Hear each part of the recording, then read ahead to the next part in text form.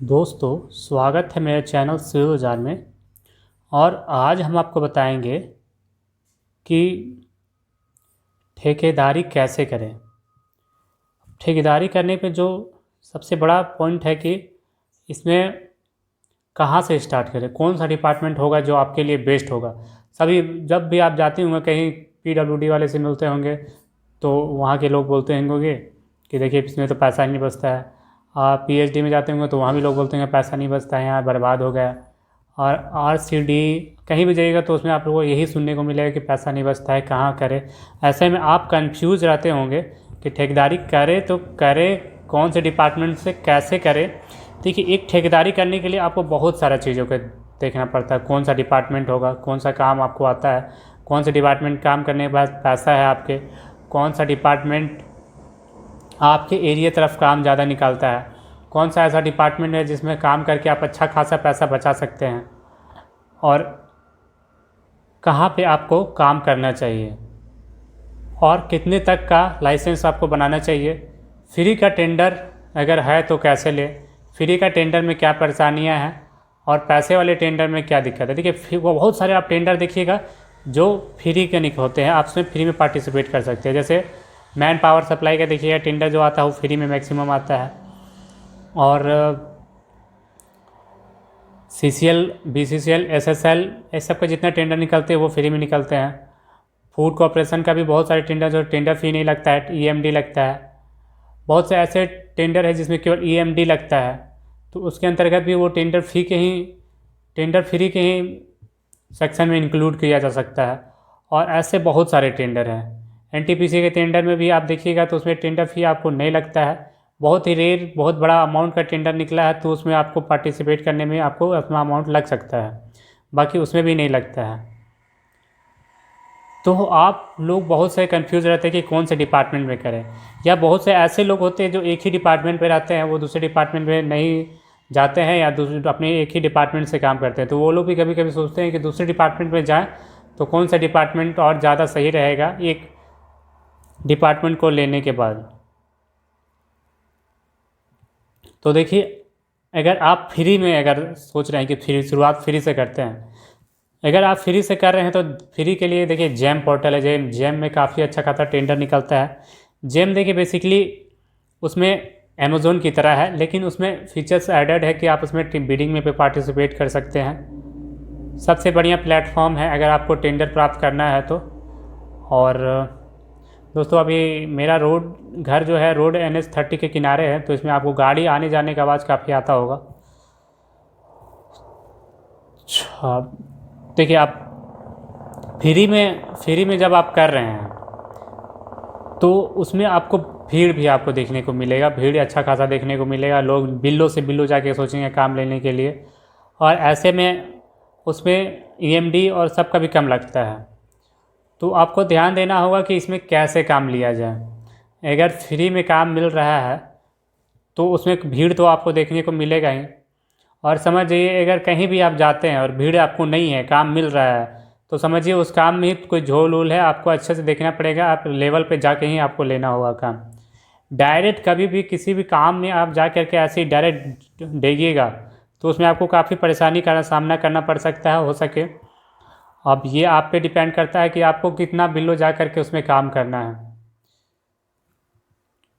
और अगर आप पैसे वाले में जाते हैं, जैसे लाइसेंस रजिस्ट्रेशन करा के जाते हैं,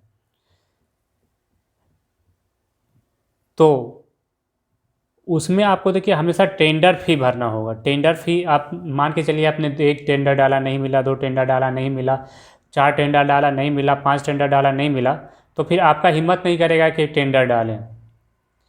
जबकि फ्री वाले में ये है कि आप टेंडर डालते जाइए, डालते जाइए, डालते जाइए, जिस दिन होगा मिलेगा। वैसे भी आपका जा क्या रहा है, केवल टेंडर में पार्टिसिपेट तो करना रहता है।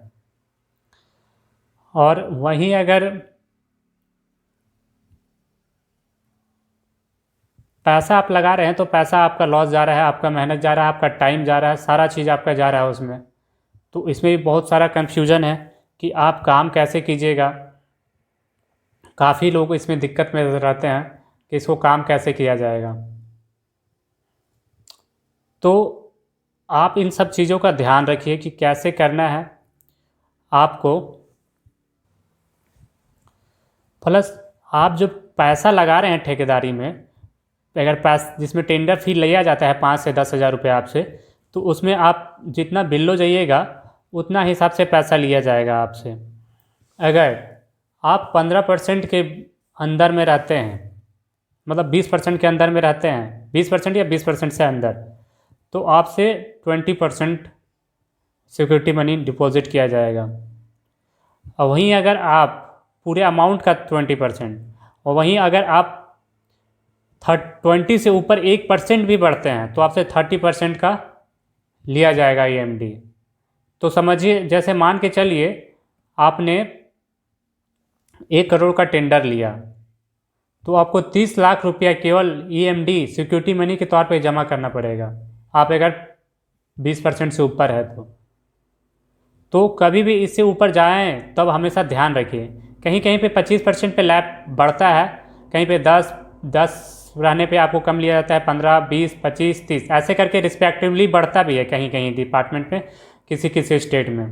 लेकिन मैक्सिमम जो आप देखिएगा, आप कैलकुलेट कीजिएगा तो आपको यही निकलेगा कि 20 से ऊपर जाइएगा तो आपको 30% का EMD सिक्योरिटी मनी देना पड़ेगा, 20 से नीचे रहिएगा तो 20%, और उससे 15 से कम रहिएगा या 10 से कम रहिएगा तो आपको 15% या 10% का रहता है।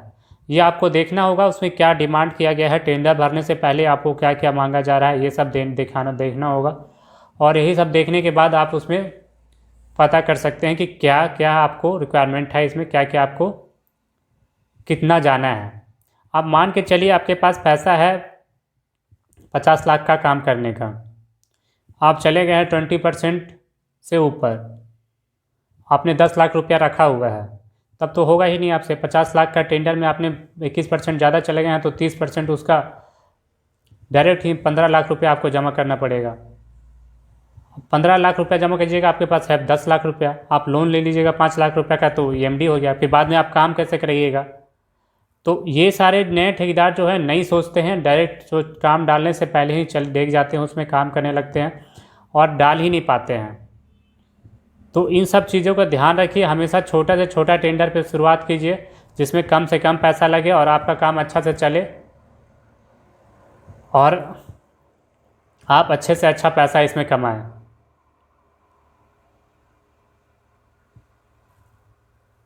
और वहीं अगर फ्री में भी करते हैं तो आप शुरुआत में एक बार एक्सपीरियंस ले लीजिए, हो सके पैसा आपका कम बचे, और जो दोनों सही क्या लगे उसमें आप डिसाइड करके आप अच्छे से इसमें आगे बढ़ के काम कर सकते हैं। दोस्तों, ऐसे ही वीडियोस मैं अपने चैनल पर डालता रहता हूँ, चैनल को लाइक सब्सक्राइब जरूर करें। मिलते हैं अपने नेक्स्ट वीडियो में। जय हिंद।